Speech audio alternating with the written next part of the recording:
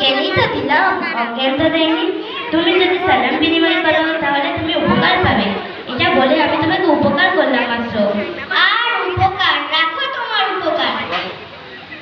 কেউ কখনো উপকার করলে আল্লাহ তাআলার শুকরিয়া করে তার জন্য দোয়া করতে হয়। আর তুমি কিনা ব্যঙ্গ করছো, আফসোস তোমার প্রতি। যা যা, যেখানে যাচ্ছিস যা, কম কথা বলে যেখানে যাচ্ছিস যা। মানুষ ভুল করলে কমপক্ষে দুঃখিত হয়, আর তোমার মধ্যে আর ছিটে ফোটাও দেখলাম না। কিসের জন্য দুঃখিত হব? তুমি যে ব্যাপারটা আমার সাথে করলে সেটা কি তোমার ভুল হয়নি? ভুল আমি তো খুঁজে পাচ্ছি না।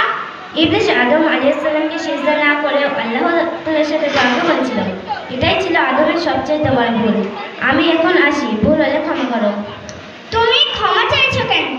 মানুষ মাত্রই ভুল করে, আর ইসলামের আদব হলো সেই ভুলের জন্য ক্ষমা চাইবে, এটাই ইসলাম। সত্যি আমার চোখ খুলে